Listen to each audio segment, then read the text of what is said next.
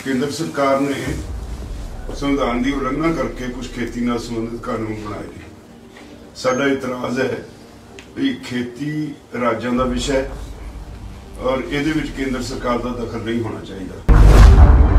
जे कानून रह गया तो खेती सैक्टर च इंटरफेरेंस वास्ते इन्हां कोल हथियार आ गया। अज एक ये दो कानून ने, कल 10 होर पाइपलाइन च पे ने। केंद्र सरकार ने संविधान की उलंघना करके कुछ खेती नाल संबंधित कानून बनाए ने। साडा इतराज है भी खेती राज्यों का विषय और ये केंद्र सरकार का दखल नहीं होना चाहिए। ये कानूनों तो बाद असी अंदोलन शुरू किया, सरकार ने अपना नवा प्रचार शुरू कर दिता भी असी तो किसानों के भले ही बनाए ने। मीटिंग दौरान असी सरकार वालों को पूछा भी दसो किहड़ी जथेबंदी ने तुहानूं कहा कि साडा भला करो, जिहड़ा तुहानूं इन्ना भला करन दा फिक्र पैदा हो गया। फिर वो कहते ने जी असी तां किसान नूं वन नेशन वन मार्केट नाल जोड़िया। तो असी उत्थे भी स्पष्ट किया भी देखो 1974 विच इत्थे जोनल रिस्ट्रिक्शनस हुंदियां सी। उदों किसान अपनी कणक अपना झोना पंजाब तो बाहर नहीं सी लिजा सकते। असी उदों जोन तोड़ मोर्चा लाया, रोपड़ तो नालागढ़ बॉर्डर ते असी 5 किलो कणक सिर ते चक के लेके जाते सी ते पुलिस सानू गिरफ्तार करके कणक की समगलिंग का केस बनाउंदी सी। असी कोर्ट च एडमिट कर लैंदे सी, 40 दिन की सानू कैद हो जाती सी। 1450 किसानां ने कैद कट्टी, 2 किसान शहीद भी होए। उन्हां दिनां विच जस्टिस कुलदीप सिंह बार इतला करके इन्होंने हाई कोर्ट में प्रैक्टिस शुरू की। असी उन्होंने वकील कर लिया तो पंजाब हरियाणा हाई कोर्ट के रिट पाती। उसके बाद 1976 के अक्तूबर च पंजाब हरियाणा हाई कोर्ट ने साढ़े हक च फैसला दिता, जिहदे विच हाई कोर्ट ने कहा कि सरकार नूं कोई अधिकार नहीं कि वह मिट्टी नाल मिट्टी होकर पैदा करने वाले किसान उत्ते किसी तरह की पाबंदी ला सकन। ये किसान की अपनी मर्जी है, वो अपनी फसल जिन्नी चाहे जिथे चाहे जदों चाहे देश के किसी भी कोने च ले जाके बेच सकता है। तुसीं उन्होंने स्टॉकिस्ट भी नहीं कह सकते। 6 महीने बाद केंद्र च सरकार बदल गई, जनता पार्टी की सरकार आ गई। पार्लीमेंट का सब तो पहला रेजोल्यूशन है भाई सारे देश का एक जोन होएगा। तो उसके बाद असी लिखती इस सरकार को कहा बिहार तो मक्की पंजाब आउंदी है, नो रिस्ट्रिक्शन। बिहार तो पैडी पंजाब आउंदी है, नो रिस्ट्रिक्शन।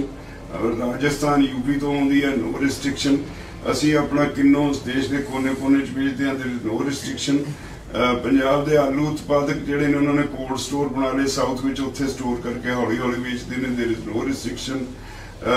इस तरह जम्मू कश्मीर हिमाचल का सेब सब्जियां सारे देश जांदियां सब्जियां असी अपनियां इत्थे आजादपुर मंडी च लैके आउणा, देयर इज नो रिस्ट्रिक्शन।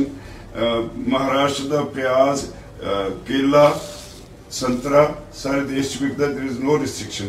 ते तुसी नवा किहड़ा काम कीता है, जो कोई पाबंदी है नहीं तो तुसी काम ये कीता है, तुसी एक देश 2 मंडियां बनातीयां। एक मंडी रेगुलेटेड मंडी है under the APMC act. We have one of the best marketing system in the world और साडी जिहड़ी मार्केटिंग सिस्टम है that is tried and tested, किसी को कोई शिकायत नहीं। असी क्या भी तुसी 2 मंडियां इस तरह बनातियां, एक रेगुलेटेड मार्केट है, एक पैरल तुसी बना दी। तुसी कहता उत्थे किसी लाइसेंस की लोड़ नहीं, सिर्फ पैन कार्ड या आधार कार्ड या होर कोई भी भारत सरकार का जिहड़ा इस तरह का मंजूरशुदा डॉक्यूमेंट है उहदे नाल कोई खरीद कर सकता है। जे कोई व्यापारी किसी 5 पिंडां की फर्ज कर लो कणक खरीद के लै गया, वो मुड़ के पैसे नहीं दिंदा तो तुसी कहता असीं कोर्ट च नहीं जा सकते, SDM कोल जावांगे। SDM भी कुछ नहीं करेगा, एक रिकनसिलेशन बोर्ड बनाएगा। रिकनसिलेशन बोर्ड ਉਹਦੇ हक च फैसला दिंदा खिलाफ हुंदा वो अलग गल। जे किसान की फिर तसल्ली नहीं हुंदी फिर वो डिप्टी कमिश्नर कोल जाएगा, डिप्टी कमिश्नर फिर रिकनसिलेशन बोर्ड बनाएगा, उसके बाद सारे रस्ते बंद, तुसीं कोर्ट च नहीं जा सकते। असीं कहा भी 1.5 एकड़ का मालक किसान एक पासे कॉरपोरेट हाउस जी नूं जिहड़ा SDM सल्यूट मारेगा, उन्होंने इंसाफ कौन देगा? इस करके ये भी तुहाडी जिहड़ी गल है ये गलत है। और फिर असीं उन्होंने कहा तुसीं इहनूं कहता टैक्स फ्री मार्केट है, ਕਾਰਪੋਰੇਟਸ ਜਿੱਥੇ ਵੀ ਜਾਂਦੇ ਨੇ, ਇਹ ਦੁਨੀਆ ਦਾ ਫੇਲਡ ਸਿਸਟਮ ਹੈ। ਸਾਰੀ ਦੁਨੀਆ 'ਚ ਡਿਵੈਲਪ ਕੰਟਰੀਜ਼ 'ਚ ਜਿੱਥੇ ਕਾਰਪੋਰੇਟ ਹਾਊਸਿਸ ਨੇ ਐਂਟਰ ਕੀਤਾ ਇਹਦੇ ਮਾਰਕੀਟ ਦੇ खेती ਦੀ ਮਾਰਕੀਟ ਦੇ ਅੰਦਰ, ਉਹ ਕਿਸਾਨਾਂ ਦੀ ਜ਼ਮੀਨ ਖਾ ਗਏ। ਅੱਜ ਵੀ ਅਮਰੀਕਾ ਵਿੱਚ 80% ਐਗਰੀਕਲਚਰ ਲੈਂਡ ਜਿਹੜੀ ਹੈ ਉਹ ਕਾਰਪੋਰੇਟ ਹਾਊਸਿਸ ਕੋਲ ਹੈ, ਕਿਸਾਨਾਂ ਕੋਲ ਨਹੀਂ। ਤੁਸੀਂ ਇੱਥੇ ਵੀ ਕਾਰਪੋਰੇਟ ਐਗਰੀਕਲਚਰ ਵੱਲ ਤੁਸੀਂ ਵਧ ਰਹੇ ਹੋ। ਅਸਲੀਅਤ ਇਹ ਹੈ ਕਿ ਤੁਸੀਂ ਕਿਸਾਨਾਂ ਨੂੰ ਇੱਥੇ ਮਜ਼ਦੂਰ ਬਣਾ ਦੇਣਾ ਚਾਹੁੰਦੇ ਹੋ। ਜਦੋਂ ਇਹਦੇ ਤੇ ਟੈਕਸ ਨਹੀਂ ਹੋਏਗਾ, ਆਮ ਤੌਰ ਤੇ ਕਾਰਪੋਰੇਟ ਹਾਊਸਿਸ ਜਦੋਂ ਆਪਣੇ ਕੰਪੀਟੀਟਰ ਨੂੰ ਮਾਰਨਾ ਹੁੰਦਾ, ਉਹ ਆਪਣਾ ਇੱਕ ਬਜਟ ਰੱਖਦੇ ਆ 500 ਕਰੋੜ 1000 ਕਰੋੜ, ਉਹਦੇ ਨਾਲ ਜਿਹੜਾ ਉਹਦਾ ਕੰਪੀਟੀਟਰ ਹੈ ਉਹਦੇ ਮੁਕਾਬਲੇ ਤੇ ਦੂਸਰੇ ਵੱਧ ਬੈਨੀਫਿਟ ਦੇ ਕੇ ਗਾਹਕ ਉਹਦਾ ਪਟਣਾ। ਤੇ ਜਦੋਂ ਤੁਹਾਡੇ ਜਿਹੜਾ ਮੰਡੀ ਦੇ ਵਿੱਚ ਜਾਏਗਾ ਉਹਨੂੰ 8.5% ਟੈਕਸਿਸ ਦੀ ਛੋਟ ਹੋਗੀ ਜਿਹੜੇ APMC ਮਾਰਕੀਟ ਲੱਗੇ ਹੋਏ ਆ। ਇਹਦਾ ਮਤਲਬ ਅੱਜ ਦੇ ਭਾਅ ਦੇ ਹਿਸਾਬ ਨਾਲ 164 ਰੁਪਏ ਕੁਇੰਟਲ ਕਣਕ ਦੇ ਉੱਤੇ ਟੈਕਸ ਦੀ ਛੋਟ ਹੈ। ਉਹ ਕੀ ਕਰੇਗਾ, 64 ਰੁਪਏ ਸਾਨੂੰ ਦੇਗਾ, ਅਸੀਂ ਲਾਲਚ ਵੱਲ ਆਪਣੀ ਕਣਕ ਉੱਥੇ ਵੇਚਾਂਗੇ, 100 ਰੁਪਏ ਉਹਨੂੰ ਫਿਰ ਬਚ ਰਹੇਗਾ। ਔਰ ਜਿਹੜਾ ਅੰਦਰ ਬੈਠਾ ਪੁਰਾਣਾ ਉੱਥੇ ਮੰਡੀ ਦੇ ਵਿੱਚ ਆੜਤੀ ਬੈਠਾ ਹੈ, ਉਹ 1 ਸਾਲ ਉਡੀਕੇਗਾ, 2 ਸਾਲ ਉਡੀਕੇਗਾ, 3 ਸਾਲ ਉਡੀਕੇਗਾ। ਇਦੋਂ ਬਾਅਦ ਜਦ ਫਸਲ ਨਹੀਂ ਜਾਣੀ, ਉਹਦੀ ਕਪੈਸਿਟੀ ਨਹੀਂ, ਉਹ ਸਫਾ ਮਲੇਟ ਜਾਣਗੇ ਤੇ ਉਹਦੇ ਬਾਅਦ ਫਿਰ ਇਹ ਆਪਣੇ ਖਜ਼ਾਨਾ ਆਪਣਗੇ ਮਾਰਕੀਟ ਨੂੰ ਐਕਸਪਲੈਟ ਕਰਨਗੇ। ਇੱਕੋ ਕਹਿੰਦੇ ਨੇ ਜੀ ਵਿਚੋਲੀਆ, ਤੇ ਸਾਡਾ ਸਵਾਲ ਸੀ ਵੀ ਦੱਸੋ ਵਿਚੋਲੀਏ ਦੀ ਡੈਫੀਨੇਸ਼ਨ ਕੀ ਹੈ। ਪੰਜਾਬ 'ਚ ਆੜਤੀ ਜਿਹਨੂੰ ਤੁਸੀਂ ਵਿਚੋਲੀਆ ਕਹਿੰਦੇ ਹੋ, ਅਸਲ 'ਚ ਸਰਵਿਸ ਪ੍ਰੋਵਾਈਡਰ ਹੈ। ਅਸੀਂ ਜਾਣਦੇ ਹਾਂ, ਸਾਡੀ ਟਰਾਲੀ ਲਹਾਉਂਦਾ ਹੈ, ਉਹਦੀ ਸਫਾਈ ਕਰਾਉਂਦਾ ਹੈ, ਉਹਦਾ ਭਾਅ ਲਵਾਉਂਦਾ ਹੈ, ਉਹਦਾ ਵਜ਼ਨ ਕਰਾ ਕੇ ਬੋਰੀਆਂ 'ਚ ਪਾਉਂਦਾ ਹੈ, ਉਹਦੇ ਬਾਅਦ ਉਹ ਫਿਰ ਲੈ ਕੇ ਮਾਲ ਪਹੁੰਚਾਉਂਦਾ ਪਰਚੇਜ਼ਿੰਗ ਏਜੰਸੀ ਨੂੰ, ਉਹ ਤੋਂ ਪੇਮੈਂਟ ਲੈ ਕੇ ਸਾਨੂੰ ਦਿੰਦਾ। ਜੇ ਤਾਂ 1500 ਰੁਪਏ ਸਾਤੋਂ ਖਰੀਦ ਕੇ ਕਣਕ 1925 ਨੂੰ ਵੇਚੀ, ਫਿਰ ਤਾਂ ਵਿਚੋਲੀ ਹੈ। ਜੇ 1925 ਨੂੰ ਵਿਕੀ, 1925 ਦੇ ਬਿੱਲ ਬਣੇ, 1925 ਸਾਨੂੰ ਲੈ ਕੇ ਦਿੱਤੇ, ਫਿਰ ਉਹ ਵਿਚੋਲੀਆ ਕਿੱਥੋਂ ਹੋਇਆ? ਹੀ ਸਰਵਿਸ ਪ੍ਰੋਵਾਈਡਰ। ਇਨਫੈਕਟ ਕੇਂਦਰ ਸਰਕਾਰ ਨੂੰ ਆਪ ਵਿਚੋਲੀਆਂ ਨਾਲ ਰਹਿਣ ਦੀ ਆਦਤ ਪੈ ਗਈ, ਇਸ ਕਰਕੇ ਉਹਨਾਂ ਦੇ ਮੂੰਹ ਵਿਚੋਲੀਆ ਚੜਿਆ। ਅਸੀਂ ਉਹਨਾਂ ਨੂੰ ਕਿਹਾ ਤੁਹਾਡੇ ਕੋਲ ਡਿਫੈਂਸ 'ਚ ਵਿਚੋਲੀਏ ਨੇ, ਇੰਪੋਰਟ ਐਕਸਪੋਰਟ 'ਚ ਵਿਚੋਲੀਏ ਨੇ, ਤੁਹਾਡੇ ਕਾਮਰਸ ਵਿੱਚ ਵਿਚੋਲੀ ਨੇ, ਹਰ ਸੌਦੇ ਦੇ ਵਿੱਚ ਤੁਹਾਡੇ ਵਿਚੋਲੀ ਹੁੰਦੇ ਨੇ। ਇਸ ਕਰਕੇ ਤੁਸੀਂ ਵਿਚੋਲੀ ਦਾ ਰਾਮ ਰੌਲਾ ਪਾਇਆ ਹੋਇਆ। ਤੋ ਇਹ ਤੋਂ ਵੀ ਅਗਲੀ ਗੱਲ, ਜਦੋਂ ਅਸੀਂ ਕਿਹਾ ਵੀ ਤੁਸੀਂ ਇਹ ਜਿਹੜਾ ਸਾਡਾ ਹੱਕ ਖੋਲਿਆ ਕੋਰਟ ਵਿੱਚ, ਅਸੀਂ ਜਾ ਨਹੀਂ ਸਕਦੇ, ਤਾਂ ਜਿਹੜਾ ਰੀਕਨਸਿਲੀਏਸ਼ਨ ਬੋਰਡ ਬਣੇਗਾ ਉਹ ਜਿਹਦੀ ਸਰਕਾਰ ਹੋਏਗੀ ਉਹਦਾ ਬਣੇਗਾ। ਇਹਦੇ 'ਚ ਪੋਲੀਟਿਕਸ ਆ ਜਾਏਗੀ। ਅੱਜ ਕਾਂਗਰਸ ਦੀ ਹਕੂਮਤ ਹੈ, SDM ਨੇ ਬੋਰਡ ਬਣਾਉਣਾ ਹੈ, ਕਾਂਗਰਸ ਦਾ ਬੋਰਡ ਬਣੇਗਾ। ਕੱਲ ਨੂੰ ਅਕਾਲੀਆਂ ਦੀ ਹੋਈ, ਅਕਾਲੀਆਂ ਦਾ ਬੋਰਡ ਬਣੇਗਾ। ਫਿਰ ਹੈ ਤਾਂ ਪੈਸਿਆਂ ਦਾ ਲੈਣ ਦੇਣ ਹੋ ਜਾ ਕਰੇਗੀ ਫਿਰ ਇੱਥੇ ਰਾਜਨੀਤੀ। ਤੋਂ ਇਹ ਤੁਹਾਡਾ ਇਹ ਕਨਸੈਪਟ ਜਿਹੜਾ ਕਿਸੇ ਤਰ੍ਹਾਂ ਕਿਸਾਨ ਨੂੰ ਸੂਟ ਨਹੀਂ ਕਰਦਾ। ਬਹੁਤ ਸਾਰੀਆਂ ਚੀਜ਼ਾਂ ਅਸੀਂ ਕਲੌਜ਼ ਬਾਈ ਕਲੌਜ਼ ਉਹਨਾਂ ਨਾਲ ਡਿਸਕਸ ਕੀਤੀਆਂ, ਇਹ ਉਹ ਮੰਨਦੇ ਵੀ ਨੇ। ਫਿਰ ਡੈਫੀਨੇਸ਼ਨਸ ਬਹੁਤ ਵਧੀਆ ਕਰ ਦਿੱਤੀਆਂ। ਪਰਸਨ ਦੀ ਡੈਫੀਨੇਸ਼ਨ ਬਦਲਤੀ। ਪਰਸਨ ਦੀ ਡੈਫੀਨੇਸ਼ਨ ਜਿਹੜੀ APMC ਮਾਰਕੀਟ 'ਚ ਹੈ, ਉਹਦੇ 'ਚ ਲਿਖਿਆ ਵੀ ਸਟੇਟ ਦੀਆਂ ਤੇ ਸੈਂਟਰਲ ਗਵਰਨਮੈਂਟ ਦੀਆਂ ਉਹ ਏਜੰਸੀਆਂ ਜਿਹੜੀਆਂ ਅਨਾਜ ਖਰੀਦਣਗੀਆਂ ਉਹਦੇ ਵਿੱਚ ਇਨਕਲੂਡਡ ਨੇ। ਜਿਹੜਾ ਇਹਨਾਂ ਨੇ ਨਵਾਂ ਐਕਟ ਲਿਆਂਦਾ ਉਹਦੇ ਵਿੱਚ ਇਹਨਾਂ ਨੇ ਬਾਹਰ ਕੱਢ ਦਿੱਤੀਆਂ। ਇਹਦਾ ਮਤਲਬ ਇਹ ਹੈ ਵੀ ਇਹ ਸਰਕਾਰ ਇਹ ਤੋਂ ਆਪ ਭੱਜ ਜਾਣਾ ਚਾਹੁੰਦੀ ਹੈ, ਕਾਰਪੋਰੇਟਸ ਵਾਸਤੇ ਮੰਡੀ ਦੇ ਦੇਣਾ ਚਾਹੁੰਦੀ ਹੈ। ਇੱਕ ਦੂਸਰੀ, ਸਾਡੇ ਕੋਲ CACP ਦੀਆਂ 2 ਰਿਪੋਰਟਾਂ ਸੀ। ਇੱਕ ਪਹਿਲੀ ਰਿਪੋਰਟ ਵਿੱਚ ਉਹ ਕਹਿੰਦੇ ਹੈ ਵੀ ਜੀ ਸਰਕਾਰ ਨੂੰ ਆਪਣੀ ਓਪਨ ਐਂਡਡ ਪਾਲਿਸੀ ਹੈ ਜਿਹੜੀ ਪ੍ਰੋਕਿਊਰਮੈਂਟ ਦੀ, ਉਹਦੇ 'ਚੋਂ ਬਾਹਰ ਆ ਜਾਣਾ ਚਾਹੀਦਾ ਹੈ। ਉਦੋਂ ਵੀ ਪਹਿਲਾਂ ਸ਼ਾਂਤਾ ਕੁਮਾਰ ਕਮੇਟੀ ਬਣੀ, ਜਿਹਨੇ ਕਿਹਾ FCI ਇੱਕ ਭ੍ਰਿਸ਼ਟ ਹਾਥੀ ਹੈ, ਇਹਨੂੰ ਡਿਸਬੈਂਡ ਕਰ ਦੇਣਾ ਚਾਹੀਦਾ ਹੈ। FCI ਸੈਂਟਰਲ ਏਜੰਸੀ ਹੈ ਜਿਹੜੀ ਸਾਰੇ ਦੇਸ਼ ਦਾ ਅਨਾਜ ਜਿਹੜੀਆਂ ਸਟੇਟ ਏਜੰਸੀਆਂ ਵੀ ਖਰੀਦ ਕੇ ਦਿੰਦੀਆਂ, ਉਹਨੂੰ PDS ਤੱਕ ਪਹੁੰਚਾਉਣ ਤੱਕ ਦਾ ਉਹਦਾ ਜ਼ਿੰਮਾ ਹੈ, ਸਟੋਰੇਜ ਦਾ ਜ਼ਿੰਮਾ ਹੈ। ਜੇ FCI ਨੂੰ ਡਿਸਬੈਂਡ ਕਰਤਾ, ਇਹਦਾ ਮਤਲਬ ਫੂਡ ਗ੍ਰੇਨ ਦੇ ਕੰਮ ਦੇ ਵਿੱਚੋਂ, ਈਵਨ PDS ਦੇ ਕੰਮ ਦੇ ਵਿੱਚੋਂ ਭਾਰਤ ਸਰਕਾਰ ਬਾਹਰ ਹੋਣਾ ਚਾਹੁੰਦੀ ਹੈ। ਫਿਰ 6 ਮਹੀਨੇ ਬਾਅਦ ਦੂਜੀ ਰਿਪੋਰਟ ਆਉਂਦੀ ਹੈ, ਉਹਦੇ 'ਚ ਕਹਿੰਦੇ ਉਚੇਚੇ ਤੌਰ ਤੇ ਪੰਜਾਬ ਤੇ ਹਰਿਆਣੇ ਦੀਆਂ ਮੰਡੀਆਂ ਵਿੱਚੋਂ ਸਰਕਾਰ ਪ੍ਰੋਕਿਊਰਮੈਂਟ ਦੇ ਸਿਸਟਮ 'ਚੋਂ ਬਾਹਰ ਆਵੇ, ਕਿਉਂਕਿ ਉੱਥੇ ਸਾਨੂੰ 8.5% ਟੈਕਸ ਦੇਣਾ ਪੈਂਦਾ, ਹਰਿਆਣੇ 6.5% ਟੈਕਸ ਦੇਣਾ ਪੈਂਦਾ। ਇਹ ਬਹੁਤ ਸਾਰੇ ਰੀਜ਼ਨਸ ਨੇ ਇਹਦੇ ਪਿੱਛੇ, ਜਿਹਦੇ 'ਚ ਸਰਕਾਰ ਜਿਹੜੀ ਹੈ ਉਹ ਕਿਸਾਨਾਂ ਨੂੰ ਮੂਰਖ ਬਣਾ ਕੇ ਰੱਖਣਾ ਚਾਹੁੰਦੀ ਸੀ ਔਰ ਉਹਨਾਂ ਨੂੰ ਕਾਰਪੋਰੇਟ ਐਗਰੀਕਲਚਰ ਵੱਲ ਲਿਜਾਣਾ ਚਾਹੁੰਦੀ ਸੀ। ਇਹਦਾ ਅਸੀਂ ਵਿਰੋਧ ਕੀਤਾ। ਇੱਕ ਉਹਨਾਂ ਨੇ ਕੰਟਰੈਕਟ ਐਕਟ ਦਾ ਕਾਨੂੰਨ ਬਣਾਇਆ ਐਮਪਾਵਰਮੈਂਟ ਦਾ, ਉਹਦੇ ਵਿੱਚ ਅਸੀਂ ਕਿਹਾ ਵੀ ਸਾਨੂੰ ਪਹਿਲਾਂ ਹੀ ਤਲਖ ਤਜਰਬਾ ਹੈ, ਅਸੀਂ ਜਦੋਂ ਗੰਨਾ ਵੇਚਦੇ ਹਾਂ ਅਸੀਂ ਗੰਨੇ ਦਾ ਬੌਂਡ ਭਰਦੇ ਹਾਂ, ਦੋਨੋਂ ਪਾਰਟੀਆਂ ਦੇ ਲਾਗੂ ਹੁੰਦਾ ਕੰਟਰੈਕਟ, ਪਰ ਅੱਜ ਤੱਕ ਕਦੇ ਕਿਸੇ ਨੇ ਗੰਨੇ ਦੇ ਬੌਂਡ ਨੂੰ ਕਿਸਾਨ ਦੇ ਫੇਵਰ ਵਿੱਚ ਇੰਪਲੀਮੈਂਟ ਨਹੀਂ ਕੀਤਾ। जद कि एक्ट में शूगर केन एक्ट क्लीयर है भी 14 दिनों के अंदर अंदर पेमेंट करनी है, नहीं पेमेंट करते तो उन्होंने विद इंटरस्ट पेमेंट करनी पैगी। ये 2-2 साल से पेमेंट नहीं करते, जिन्हें कानून लागू करना शुगर केन कमिश्नर वो कुछ करता नहीं, तो किसानों 2-2 साल पैसे ना दे के एक कॉन्ट्रैक्ट की उलंघना नहीं तो होर की है। कॉन्ट्रैक्ट में यह भी होंगे कि गन्ने की जी है साड़ी खरीद कीमत वो 8.5% रिकवरी से तय की जाती है।